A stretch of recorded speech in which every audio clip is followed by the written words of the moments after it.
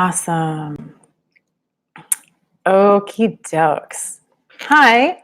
For those of you watching the recording, my name is Kristen, and my channel is From Chronic Fatigue to Chronic Abundance, where I talk about the healing mindset that is going to help you regain some of your quality of life, even while you're still living with really severe chronic fatigue, whatever the cause of your fatigue. Whether you're diagnosed with ME/CFS, you have Lyme's disease, you have Hashimoto's, whatever the cause of your severe fatigue, there are certain things about living while so physically and mentally fatigued that I help with. All right. And why I'm talking about this is because I am 34 years old, but 9 years ago, at the ripe young age of 25, I started going through my first health crisis, where I went from being a vibrant consultant and CrossFitter and girlfriend and budding entrepreneur and all these great things to being so severely ill that I was sleeping 14 hours a day. I couldn't walk around the block without getting winded, had to leave my job, and basically felt like my entire life was taken away from me. And it's been a long journey, and there've been ups and downs with healing from that initial relapse, and then having another relapse, and then healing and having another relapse. And throughout that time, I have learned what actually works when you want to heal from severe chronic fatigue. I've also learned what doesn't work. And this channel is about me getting to share with you what I know works. And in a nutshell, what I know works that I can advise for everybody. This applies to everybody, wherever you are in your health journey, whatever the cause of your severe chronic fatigue, the healing mindset is what I know will help you. What I know won't help you is telling you exactly all of the doctors and treatments and supplements and doses that I did, because what I learned is each time I healed, 3 times, I needed different things to get better. Okay, so even for me as one person, there wasn't one prescriptive way to heal. It was instead a journey of discovery of what my body needed, okay? What health issues did I need to address? What were my underlying root causes to go after? And the healing mindset is what helped me tackle that journey to get through it. Because trust me, there were many days where I wondered if the rest of my life would be spent this brain fogged and this physically exhausted. No matter how much I slept, it never restored my energy, even when I was sleeping 14 hours a day. Excuse me. So that's what I want to talk about. What I don't see other people talking about, the healing mindset. So I have close to 100 videos on this channel now. It's a ton of content, okay? The videos range from anywhere from like 2 minutes, I think, all the way up to like 45 minutes. For some of these live streamed Q&As have gone longer. Excuse me.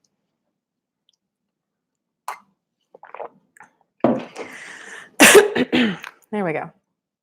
And even though these live streams are much more informal and I have things where I need a sip of water and to clear my throat, and it doesn't look so great and it's low production value, I think it's better than the carefully curated, edited, videos that I used to put out there, because what I get to do on these videos, not so much today, but on the other live streams, people hop on and they ask questions. And then the best part about this is that we get a dialogue happening. You ask a question, I start to answer it. That brings up more questions. Other people are going through the same thing. My favorite thing is when people join the chats and people are talking to each other and helping support one another. I think that's the most beautiful thing, when we are here for one another in a positive, uplifting way.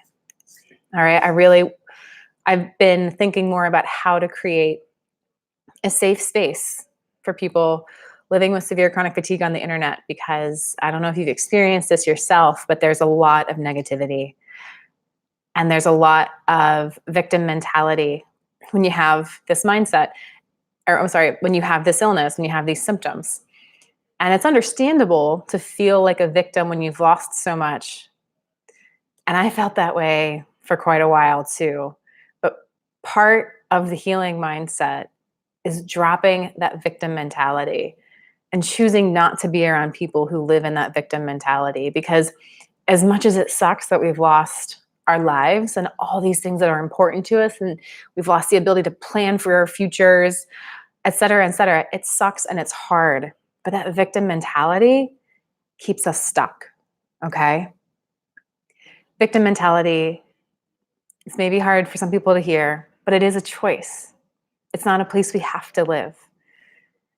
Victim mentality, when I talk about victim mentality, I'm defining it as a mindset where you are focusing on what you lost and you're focusing on how unfair it is more than you're focusing on what you can do for yourself. All right?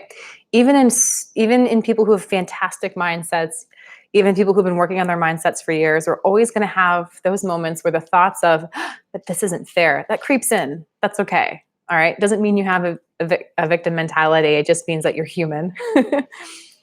The problem is when we live in that victim mentality day in and day out, because that doesn't move us forward. Thinking about those thoughts of this isn't fair, poor me, how much have I lost? The world owes me a cure is draining. It's negative. And these negative, draining emotions eat away at our energy. Okay. They eat away at our emotional energy. And, I think I think some people are pretty attuned to this. And I think for other people, it can be a new concept that our fatigue is not just physical body fatigue. There's also mental fatigue. Like if we're reading for too long, if we're straining our eyes for too long, if we're trying to think and focus for too long, that can be very draining to our energy. But there's also emotional energy that we need to manage. And our emotional energy can influence our physical and our mental energy as well. So whenever we have high emotional energy, it can help just kind of boost the rest of our body. Okay. And when we're draining ourselves of energy through our negative emotions, it's taking away. So, okay, here's a new thought. Just had this thought. I've never thought of it this way before. Victim mentality is something that slowly perpetuates. It doesn't cause our illness, but it perpetuates our illness because it perpetuates our low energy drain. The healing mindset is all about cultivating a way of thinking that's energy promoting, that gives you more energy than it takes away, that leaves you with more of your precious energy at the end of the day, that drains less of your energy, that helps you save more. Okay? I'm not saying that the healing mindset can necessarily give you more energy every day, but what it's doing is it's helping you spend less of it on emotional things. So I want to say that the healing mindset becomes a survival mechanism. I've used this analogy before where like a healthy person, if we look at our energy, our daily energy, mental, emotional, physical, as like money in a bank account. A healthy person wakes up with $10,000 in the bank. Okay. And if emotional drains take away $5 and $5 and $5, they can be negative and super emotional all day long and not really notice it. Like it still chips away at their energy, but it's such a small amount relatively that it doesn't make a big difference for them, and they can live in that way and just not be happy, and it's okay. Not great, not fun, but like it's not a big drain on their day. But when you have severe chronic fatigue and you're waking up, it's like waking up with $100 in your bank account. And $100 isn't enough to cover your, we'll call it daily expenses. This is, of course, a ridiculous way of looking at it dollar-wise. But when you take $5 away from $100 and $5 and $5 and $5 from negative emotions, it's noticed a lot more. It's felt a lot more. Okay. So not only do we have to be managing our physical energy much more closely when we're still living with severe chronic fatigue, we really need to be managing our emotional energy as well. It's just as crucial for us to live well and to begin our healing journey. All right. Oh, Casey Maya. Oh, I'm so glad that you feel like you needed to hear this. It's the best thing in the world for me to be delivering the right thing to the right person at the right time. So welcome, Casey. I don't think I've seen you on the live streams before. I do these once a week, and I'm going to announce this right now. I'll put a link in the description at the end here. The next live stream is going to be next Tuesday at the same time. Next Tuesday, oh goodness, what is that? September already? Oh my gosh, September 3rd at 1 p.m. Eastern. So if you don't live in the Eastern time zone, you'll have to do that time conversion. But after this video goes live, I'm going to post, excuse me, I just had lunch. I'm going to post a calendar invite link in the description of this video. And you can just click on that link and add it to your calendar so you can get reminders on when it's going to air. Oh, yay, Casey. Casey, where are you from? Where are you living? I'm curious. I have some people from the US. I have some people in the UK who watch these videos. I'm trying out a new time. I don't normally present at this time during the day. It's usually like 5-6 hours earlier or 5-6 hours later in the day. But I wanted to try this middle time and see how it works for people. And so far, I don't think it's working out because only one person's joined. I usually have like 4 or 5 people by now. Oh, you're in Pennsylvania. I'm in Pennsylvania. I live in Philadelphia, actually. That's so cool. You're so close. I grew up in Western Pennsylvania, though. A couple hours north of Pittsburgh in Pennsylvania. But I'm totally a city girl now. I love living in Philadelphia. I've been here 11 years. Yeah, pretty much all of my health journey has been living in Philadelphia. There was a year I had moved down to Asheville, North Carolina, which is a beautiful little town and a great place to be. I was still deep in my first health crisis, unable to work, living off of my savings. I had a side business that was bringing in a little bit of money, but it was not enough to live off of, not even close. And I had just gotten out of a really bad relationship. Like I was in this relationship when I fell ill. I continued to be in that relationship for like a year and a half after falling ill. And it was a very abusive relationship. This guy was, often verbally abusive and occasionally physically abusive. And it was terrifying to leave that relationship and to stop living with him when I was still so ill. But it was a phenomenal decision for me to make for myself because I had been blaming myself for always being in quote unquote bad moods. But once I started cultivating my own healing mindset, I realized that what I defined as bad moods was actually me just feeling terrible and miserable because I was living with a horrible person who was abusive. And, talk about negative emotions draining us. All of the emotional energy I was spending on this bad relationship was getting in the way of my healing journey. And as hard as it was to make that move, and as exhausting as it was, and as big as the crash was after making this move, because it was physically, for a normal healthy person, it's something that's physically demanding. But for me in my health state, it was absolutely brutal to do. 6 months later, a year later, my life was so much better without that constant emotional energy drain in my life. And I share that story partly because it's relevant to what I was just talking about not letting emotions drain our limited energy every day. But it's also something that comes up. I've had a few people ask me like, hey, I'm in a living situation that's not so good for me. I know that going somewhere else would be better, but it's so hard to move. What do you think I should do? So I share that because I want you to understand, I know how hard that is. And I definitely delayed leaving that relationship and I delayed moving out because I was so worried about my health. But then once I actually did it and I got myself into a better situation, you have to have a better situation to move into. It's one of the best things I ever did. It was the beginning of, that was really the beginning of my health journey. The healing journey was right around the time that I moved. So you've got to weigh the pros and cons. But when you know that healing from these kinds of health issues can take many months, can take many years, as I went through, going through a month of extreme hardship can be worth it if you get yourself into a better place where you can heal more. So there you go. Wes, no woman should ever go through what you've gone through.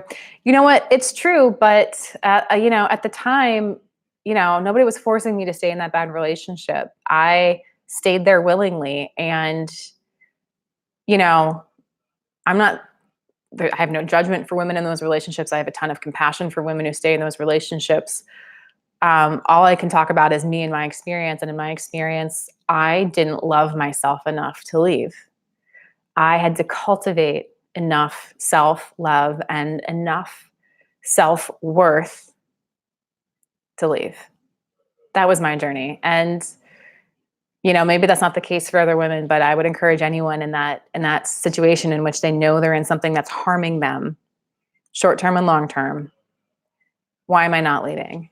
And it takes some deep soul searching and usually some outside help to go on that journey as well. But that's all part of the healing mindset, cultivating enough self-love and enough self-worth to do the things that are good for you that you need to heal. Okay. And I feel like, God, I could feel like I could talk about that for an hour. All right. Casey, thanks so much for sharing my story. Yeah, that was just a little tiny part of it. I have 7 years of all that to go through.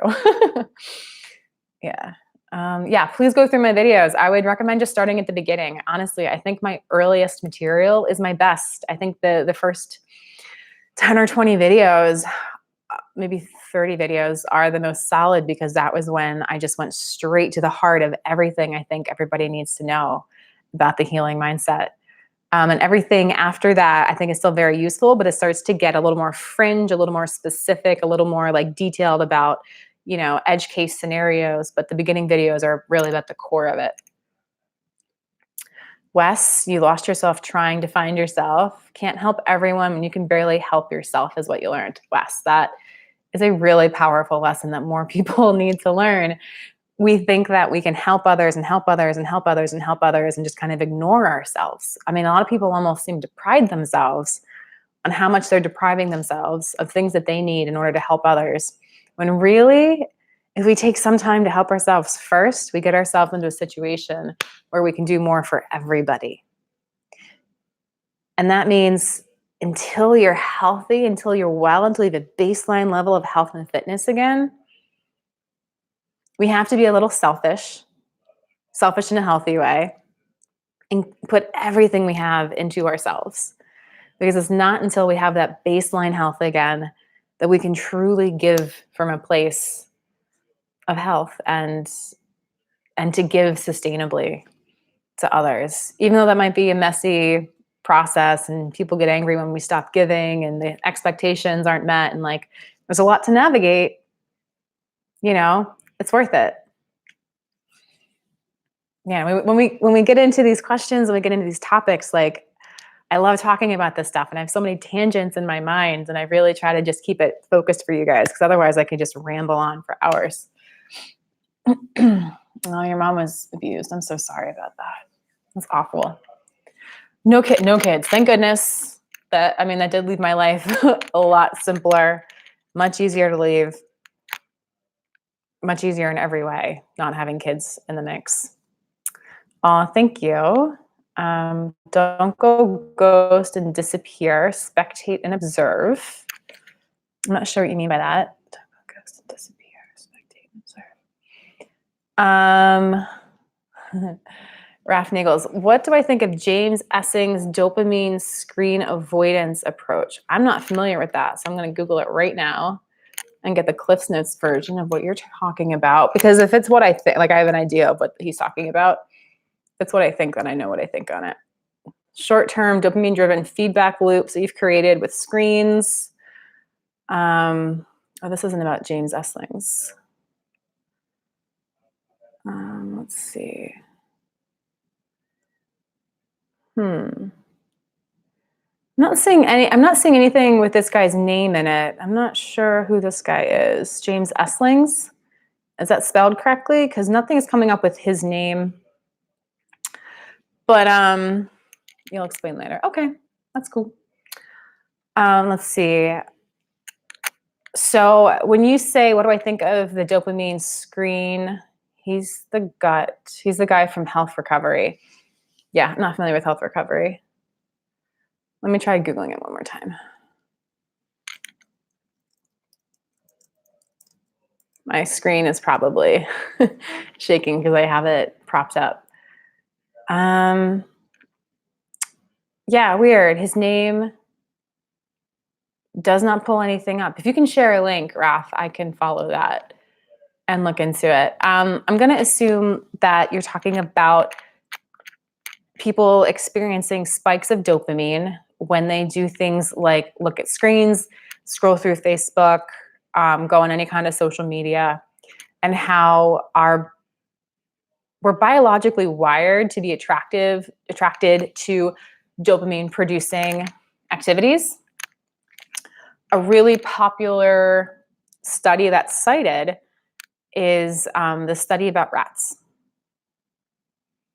where you put a rat in a cage, it's all by itself, just in like a lab, and you give it water, just plain water, and food. There's food in there, but there's like plain water, and then there's also water laced with cocaine. The rat will end up tasting both types of water, and over time, the rat will consume more and more and more of the cocaine-laced water until it kills itself from a drug overdose. And this is used to say that we have no control over ourselves and that modern life has just set us up for failure and that we have no hope and there's nothing we can do about addictive things. Like once we try addictive things, we're just doomed to this path of killing ourselves with them. And that, the cocaine-laced water is like social media and it's just taking away from our lives. And we're at the whim of these big tech companies that produce things that make us addicted to them.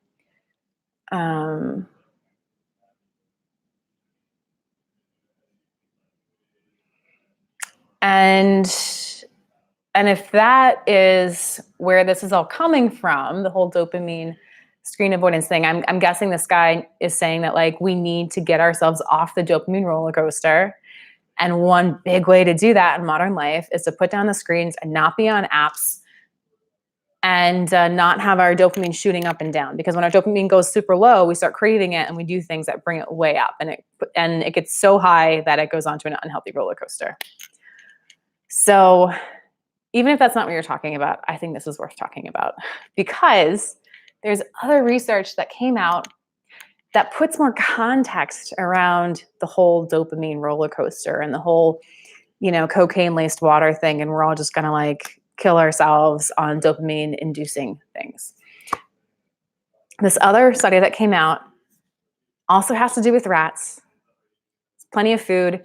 There's also regular water. There's also cocaine water. The big difference is that in the second experiment, they put other rats in with that rat. And they put all kinds of fun things to play with in that other cage, all right? And what they found is that when the rats have company and they have community and they can meet all of their physical and emotional needs, they can eat as much as they need to, they can have sex, they can go play, they have friends, they have hierarchies, like they do all the rat things.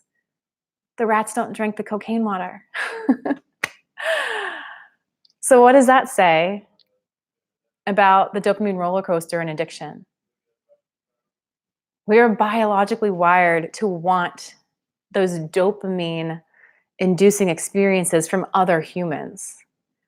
And it's only when we're isolated from our communities that we're driven to these dopamine spiking activities like our phones and cocaine water.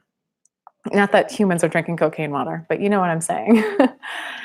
And I love this because what it really says is that when we're addicted to dopamine driving things, it really means that we have a lack of community in our lives. And this is a really hard problem to solve, especially when we are living with severe chronic fatigue. I mean, it is so isolating. I know this firsthand, but I've seen it in my own life that when I have more community, I have more physical touch with people in my life, I have more deep, vulnerable conversations on a daily basis, my draw to my phone drops, okay? I don't crave those dopamine spiking things. And I'm kind of struggling with the fact that I shared all that because it's great for me to fill you in on this context. But if you're in a situation where you're not feeling like you have community, you are feeling isolated, and you're not sure how to develop one, I don't have a quick solution on how to develop that for yourself. And I'm wishing I did. I hate presenting a problem without a path forward. So I think I'm going to need to, hi Jacko, I'm glad you made it on finally. I think I'm going to need to really think about what kind of suggestion I can give for creating community, because while I think it's good to get off the dopamine roller coaster, just removing that dopamine spike from your life does some good, but you also need to add in healthy dopamine generating activities, okay? Like that dopamine is a need in our lives. We're biologically wired for it, but we need to be getting it in healthy ways. So yeah, so I guess I want to wrap up that thought. And it's that putting down the screens and ending the dopamine roller coaster is healthy, but it's not enough. We need community in our lives. We need people. We need to be vulnerable. We need physical touch to add in dopamine inducing activities in a healthy way to be healthy human beings. Okay. And that was something that I made for myself during my healing journey. And it was really, really hard. But oh man, I saw the differences. So yeah, a little nugget there. And my commitment to you guys is to come back in the next video or two and share more about how you can do that while you're still severely ill. Okay. Whew. Oh my God, we're at 27 minutes already. Time is flying by when I talk so much. So Raf, if you come back on, if you watch this later, let me know if that was the dopamine screen avoidance approach that is promoted by this guy, James. I'm sorry I couldn't find him on Google. If you can send me a link, I'll check him out. If that wasn't what you were asking about, if you could add more details, I'd be happy to talk more about what you were asking about. So let's see, we're coming up on half an hour. I can stay on for a while today if you guys have questions. So I'll give you a few minutes to come up with questions, type them up, pop them in the chat box, and I can keep talking about stuff some more. Let's see. Oh, I normally give you guys little updates on me. I didn't do that at the beginning today. Let's see. Oh my gosh, I've been wearing this dress today, and I got to go to lunch with some like former coworkers and stuff, which was cool. And I've just been getting so many compliments on this little dress today. It's a whole dress, really cute. And one thing I love, I keep hitting my microphone, sorry. One thing I love is clothes and getting dressed in really nice clothes. It's something that's always been fun to me. Even when I was ill, like I always wanted to put a little bit of thought and effort into which sweatpants and t-shirt I was going to wear. And now that I'm like healthy again and, you know, I guess I don't currently have income because I just quit my job to take a 3 to 6 month hiatus. I have savings and money to spend and a budget and all that kind of stuff. I love wearing nice clothes, really fun clothes, but I don't like spending a lot of money on it. And one thing that I've found to be really great, I don't know if anybody here cares about this or has the budget for it, but Rent the Runway is really fun because I get to wear really well-made clothing all the time for one fixed price per month. I think their lowest clothing rental tier is at $90 a month. And it adds so much fun to my life it's cheaper than most hobbies. And if anybody's interested, you can leave a comment or something and I can send you the link to try it out for free. I can send you a link to try it out for free and it's really fun. So I'm just throwing that out there, something I really love to do. And this is of course a Rent the Runway dress that I'm getting to wear. It's like a $500 dress, something I would never in my life buy for myself. And I'm basically renting it as one of 4 pieces for the flat monthly rate that I pay. And it's just so much fun. I can't get over it. So there, now you guys know a little something more about me. I'm a little bit of a clothes freak. And I'm kind of cheap about it, even though I like to wear nice things. All right, Raf, it's hard to pin it down in a comment. Can I talk more about how to have contact when I'm too tired to engage in conversations at times? It's a really hard one. Not gonna lie, it's a really hard one. So you may have dropped off and come back on in between, but what I said is that I'm committing to you guys to go think more about how I want to recommend that you build community in your life. Because I think it's a big topic and I definitely think it's absolutely worthy of a big discussion. And I need to gather all of my thoughts on that in one place before I give you like a whole, here's what I say. So in the meantime, today, what I'll do is I'll talk about what I did, what worked for me. So earlier in the video, I was talking about this abusive relationship I left, even while I was still severely ill, still unable to work. It was like one of those things that was like way too hard for me and way beyond my physical capabilities, but I pushed through it. Excuse me. Excuse me. I had a big, huge crash at the end of it, but moving was totally worth it because even though in the short term it really hurt me and really put me back, 6 months later, 12 months later, I was in such a better place because I got myself out of a bad situation. Okay. And the other part of getting yourself out of a bad situation is putting yourself into a good situation on purpose. You have to have a good situation to move into, or it's not worth the crash and the move and all the work. And I bring that up because the good situation I moved myself into at that point was a much more communal social one. I had a friend who lived in another state. This is actually when I moved from Philadelphia down to Asheville, North Carolina. Considered this person like my best friend at the time. And she was like, hey, I know what you're going through. Come move in with me. Right. And at first she didn't charge me anything and then went back on that. And it was still cheap rent, which was still like financially a strain for me at the time, but I made it work. And living with a good friend. And even though I couldn't always hang out and I couldn't always be the friend I wanted to be, when I did have those good moments, she was there, you know, and eventually we ended up taking on a third roommate. And, you know, they would have friends coming in and out. And when I was well, when I felt good enough to do things, and as I continued to heal at that point, there was that kind of like built-in community of women.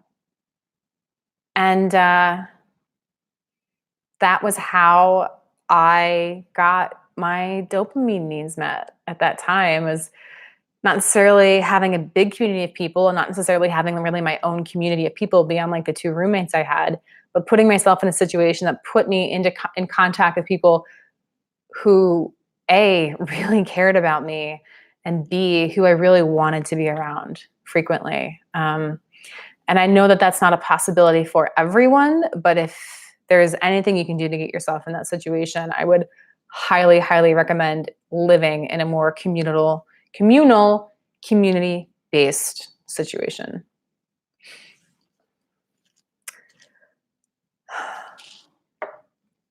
Roxy just remembered I am live. That's funny. Yep. You can ask questions and we can interact. Yeah, so Raf, like I said, that's what worked for me initially, is living with people I wanted to be around, and that created more community and created more conversations and allowed me to be social when I had the energy to be. But I owe you guys a bigger conversation on that topic because it's not that simple. Okay. This person is getting blocked.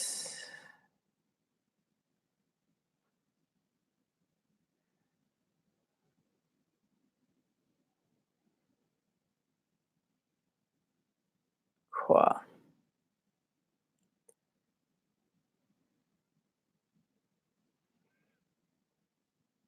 All right. Their messages will be hidden. Cool. Um, Roxy, what's my advice on how to deal with people that don't get it, like parents, etc.? Man, it's hard. My own parents never really got it, but ugh, my relationship with them is not most people's relationship with their parents in general. Um, I think when people don't really get what you're going through, I think step one is to reassess how you're having conversations with them. Under what context do things come up? Do they initiate? Do you initiate? Um, is there an open dialogue possible? Do people feel comfortable in these situations? How close do you feel? And saying, okay, this is how I've been approaching the topic, or this is how it's been brought up with me, and it's not getting me the results I want. It's not producing a situation in which I feel understood and they feel like they understand me, and we're both moving forward on the same page. Okay. I think the first thing to do is say, okay, I need a new approach. How else do I have this conversation? And I know I have some old videos on this. If you go back and look through my old videos, there's definitely content on like how to talk to people about this or what to do when people don't believe you. That's a big one, actually. When people don't believe you, what do you do? Actually, that's worth looking up. I know I have one. I know I have one on what to do when people don't believe you. And the great thing about these old videos I've done is that they're cohesive. Like I thought about the topic and I put all my thoughts in one place and I share them in one place, whereas this is just like what comes to mind quickly for me. So I'm going to take a moment to look up that link. Okay, videos. All my subscribers are up. That's cool. All right. Believe. Oh. All right. Maybe All right. I'm not finding what I wanted as quickly as I wanted to find it, unfortunately. All right. I found two videos here. Copy link. Okay. About relationships. I spelled relationships wrong. And then copy link. And then this one is called When Your Partner Doubts You. I think this is another decent one. All right. So those are there. And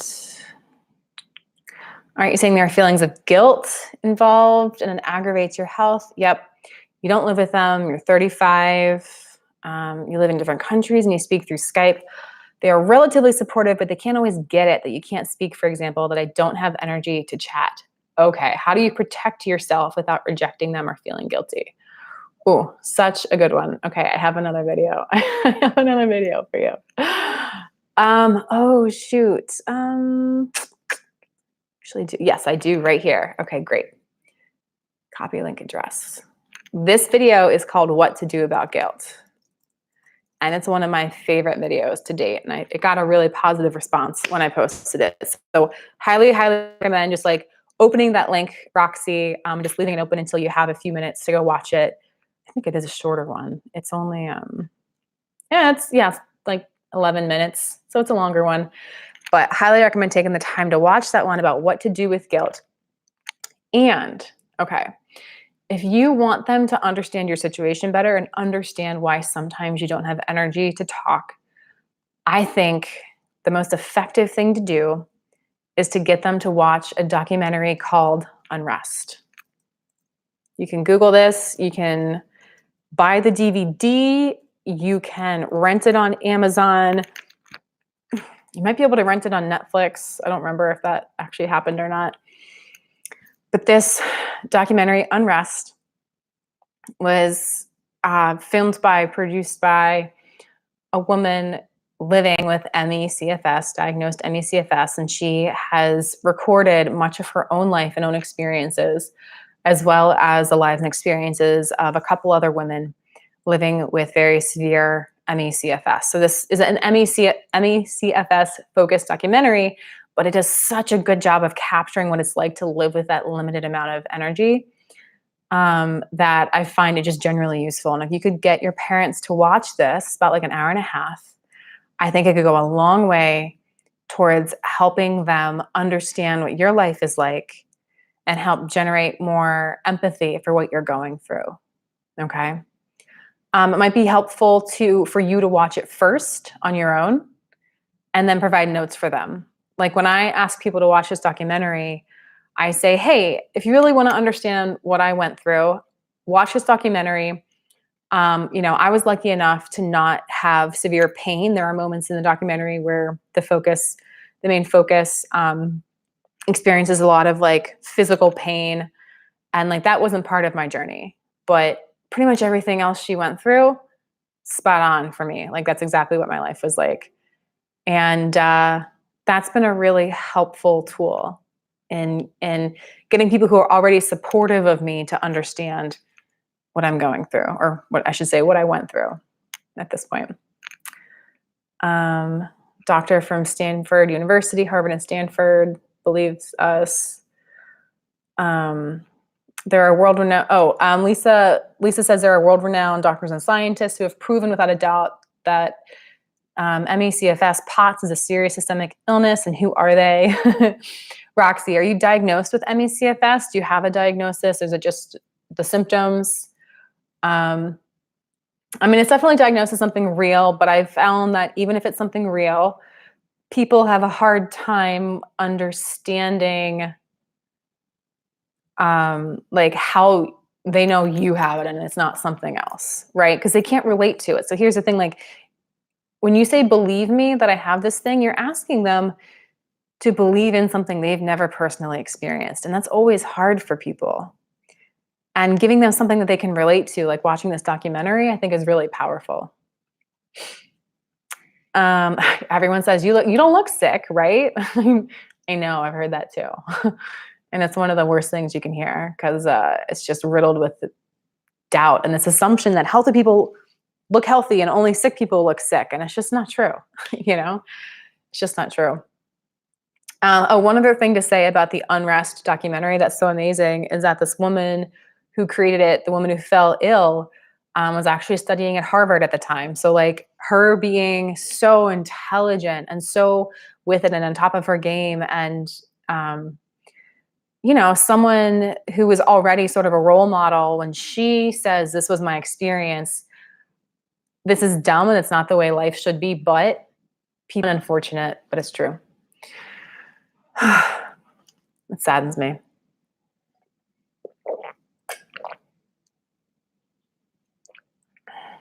Yeah.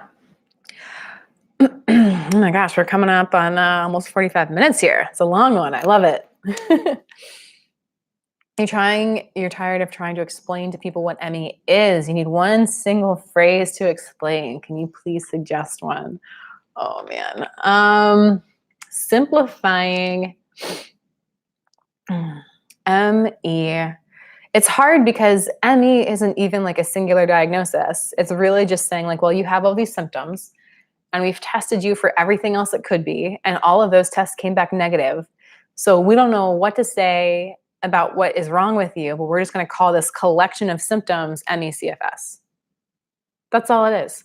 So it's really hard to come up with one sentence as to what it's like because, there's so many concepts for people to grasp. Like people can't understand being bone tired and going to sleep and not feeling any better when you wake up, not feeling refreshed. Your sleep doesn't return your energy. Nobody knows what that's like. Okay, one thing that comes to mind that I think I've seen out there before is it's kind of like having a cold or a flu, but it's like the very worst day of the cold or flu, and that's just all the time. You never get better from it. And that level of fatigue, that level of inability to think, but without any of the flu or colds medicines that are out there. There's no medicine to ease the extreme fatigue that you're feeling. Stuffy nose isn't stuffy runny nose isn't a symptom of ME/CFS, but like it's a symptom of a cold, and there's medication you can take to alleviate that symptom. There really isn't much we can take to alleviate our symptoms. We're just always that tired, that unable to recover our energy. So yeah, I mean the whole like it's like having a cold or flu, but it never goes away thing is a popular one. I wish I had a better one, but it's just you're trying to explain the concept of this fatigue that doesn't go away, that doesn't get better with sleep, that's not caused by stress, that people just can't relate to, and how to sum that up in a way that's instantly relatable. I don't know. I feel like it's beyond my abilities. Sorry. Mm. There you go. There's a very medical, literal explanation of what it is.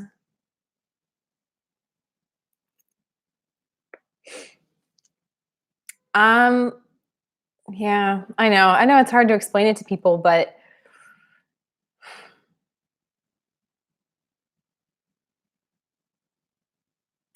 your sister always thinks you have anxiety, Lisa. I'm sorry. It's just minimizing what you're going through and reducing it to something much simpler than what it is. It's not fair. It's not that you live with it day in and day out. You have to explain it a million times. Roxy, like maybe you don't have to explain it a million times. It sounds like it might not be worth explaining this to everybody who asks about it. It might be a healthy boundary for you, and this is just an idea. It might be a healthy boundary for you to decide not to explain it to everybody. To not try to convey the whole thing every time someone asks.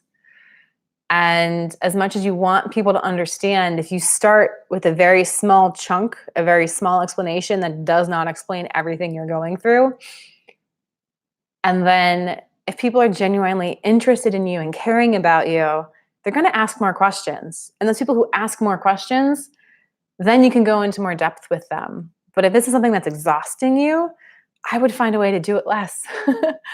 I would start with an explanation just as simple as the doctors have diagnosed me with something where I have almost no energy most of the time. It fluctuates randomly. They have no way of treating me or giving me more energy. And for now, I'm just trying to do the best I can. That's a really simple, non-committal, self-loving answer. And people who really care about you and are curious, they're going to ask questions like, oh, they can't treat it. Oh, your energy fluctuates. Oh, they might, I don't know where people's minds are going to go, but yeah, I want to see you feeling good about your social interactions that you have, because I'm sure they're too few and far in between. So I would find a way to do it that feels good and feels good to your energy. And that's my little suggestion on how to do that. Yeah, it's definitely not just anxiety, Lisa. That's a thing that's treatable in a very direct way. After you focus on recovery, not in convincing others that you're ill, but you're relatively safe right now financially, so it's easier. Yeah, that does make things easier. It absolutely does. Focusing on recovery is good. There is a balance here that I don't think I ever got it perfect, but like when you get to be social and people are asking what's going wrong, it's great for people to be interested, and you want to build friends and like allies you can count on when you're ill. And there's this fine line between like, okay, I'm going to be open and vulnerable and share with them and invite them into my world, versus I need boundaries to hang on to my energy. And I think we all kind of need to play to find out where those boundaries are. And, I think it comes back to like Raf's suggestion here of like focusing on recovery, Roxy. You want to be social and you want to draw people in and you want to give good answers, but at the same time, you've got to focus on keeping your energy as high as you can. And not do things that are draining you.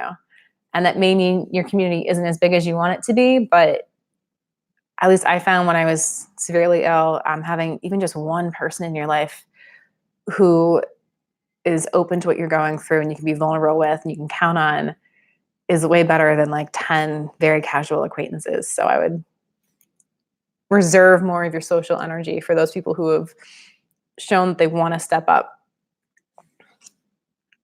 And that way you're developing your community a little bit, but then also really saving those deep dives for people who've shown that they're worth your energy investment, keeping you on your healing journey.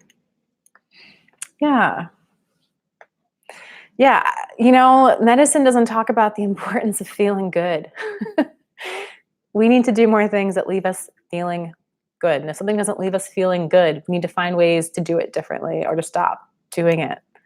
All right. And that's one lesson I got out of severe chronic fatigue that I've taken with me into my healthy life. And it pays dividends. It's like I prioritize what feels good so much. And my life gets better because of it, even though it's scary sometimes. Oh, flowers. Sometimes I wish we could do this in person and I could just like give you guys hugs and it'd be so much better. It'd be more of that community we're looking for, right? But with people scattered all over the world, it's not really doable. I've tried doing this kind of thing locally here in Philadelphia, and it just doesn't work because people can't travel. People can't meet up. People aren't even that close. So even though it's not the best and it's not ideal, having remote relationships is sometimes the best we can hope for. And the higher quality those are, the better off we're going to be. Because even though, a screen share like this is never going to give us as much healthy dopamine as a hug, it does give us some. So let's do more of this. You haven't been hugged since 2015? Is that true?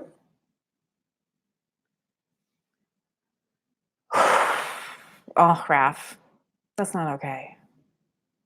I feel for you.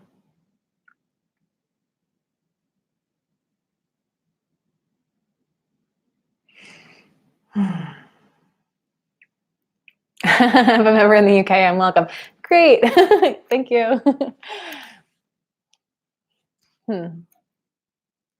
I would love to do that. I've thought about that. Like if I could travel around and just go into the homes of people living with this illness just to be with them for an hour or a day or whatever. Like, I just feel like that could make such a big positive change for people. Someone who is there, who understands, because as much as caregivers and help and support can meet our physical needs, being understood is a whole other level of intimacy with another human being. But like financially, time-wise, I don't know how I'd make that work. I would need outside funding for that. I don't know who's going to fund that. If you guys have any ideas, let me know. Because that would be kind of a dream job for me. It'd be really hard. It'd be really cool. Yeah, maybe I'll have to look into going to the UK. My boyfriend and I planned a trip to Iceland for later this year. We're going to be in Iceland in November because it's on my bucket list to see the aurora borealis. So we're finally going to do it this year. I'm so excited. I've wanted to do this for so many years. And it's really like, you can't just go anytime to see the aurora borealis. Like, to really optimize your chances for seeing it, you want to go in the winter when there's the most nighttime. There's not like all that sunlight, dimming it out, making it hard to see. You want to go during the new moon, when there's no moon in the sky. There's no moonlight drowning out the aurora borealis. And then you also need to hope for enough clear weather and clear skies to be able to see it when it does come out. So we have like all the timing like lined up perfectly for November, but it's still not guaranteed. So there's a little bit of like, oh, I hope it works out. Which I bring that up because I know that's close to Europe. We don't have a Europe extension planned for this trip due to time constraints, but it's on my mind. I would love to see Stonehenge, to be honest. Does anyone live near Stonehenge? It's been a bucket list item of mine since college to go visit Stonehenge in person because I so admire what these ancient humans did to honor the sky. I mean, everything about Stonehenge is built around being able to observe very specific astral phenomena at certain times of the year. Which is so, so cool. I don't, you guys probably don't know this. I don't think I've ever mentioned this on this channel before, but I studied astrophysics in undergrad. So like, I love astronomy. I love the stars. I love the night sky. I would love a trip to go see Stonehenge. And if I could see some of you guys at the same time, that would be pretty cool too. So, oh, Lisa, you wanted to see Stonehenge too. Oh, let's see. I got some messages to catch up on. Oh, Roxy, I'm so sorry to hear that your husband passed away. I can't imagine how hard that was. Were you ill before then? I don't know how long you've been ill. Oh my goodness. My heart goes out to you. Lisa is hoping to visit Florida this winter with health issues willing, of course. Is that going to be a honeymoon for your wedding? I'm just guessing. Lisa, I'll post an Aurora Borealis video. I'm going to try. I've heard that it doesn't photograph very well. You really need special cameras that let in a lot of light because it's very, very dim. So yeah, I mean, if I can post videos, I absolutely will. Oh, you didn't find it that interesting? Oh, yeah, Roxy, I can't imagine the year you've had. I mean, I know not just with someone passing, but then there's so much to do when someone like that passes, and it just adds to the burden of the grief and everything else. I mean, I'm actually reading a book right now. Not the same, but I'm actually reading a really good book right now about a woman. It's like sort of an autobiography. This woman, Helen McDonald, wrote a book called H is for Hawk, HAWK, H is for Hawk. And this book is about how she deals with the grief of losing her father, who she was very, very close to. And it's, thankfully, I've never had to grieve someone that close to me. Like I had a grandmother pass away. That was very hard for me. But it's really interesting to see into the world of, just such intense grief and such intense loss. So I don't know if you want to read a book that kind of commiserates with some of what you're going through. H is for Hawk is a really good one to read. If you're able to read, if you have that sort of energy and mental focus these days. Oh my God, Roxy. Oh my God. Oh my God. His heart stopped. Really wish I could give you a big hug. Really, really wish.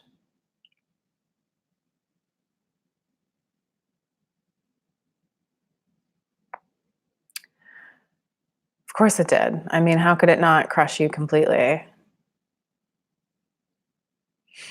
But you're still here, And I'm really glad you're still here. I'm really glad you're still here.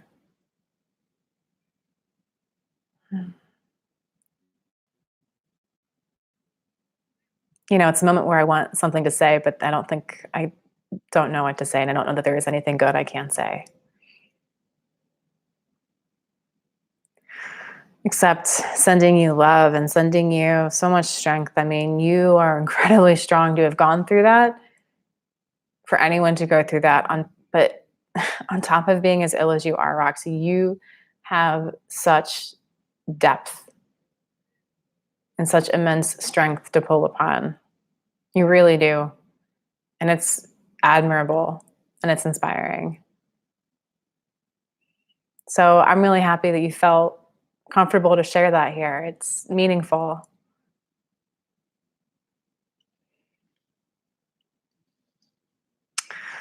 Well, I don't hope that for you. I hope you find what you need soon.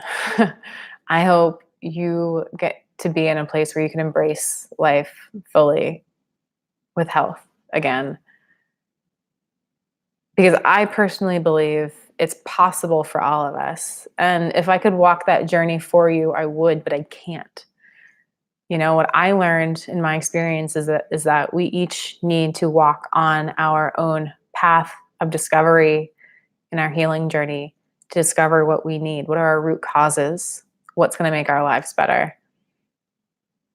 But those answers are out there if we go looking for them. And even if it takes time, I think those answers are out there. And because of your faith, I'm hoping you share that belief that the answers are out there if we go looking for them. That we wouldn't be given this problem without a lesson and without a way out.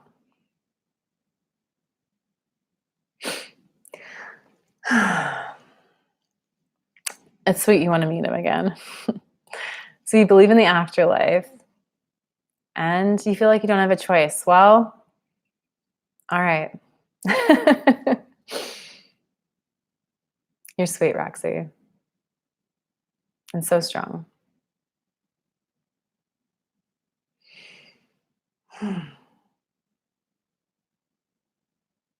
Oh, thanks, ladies.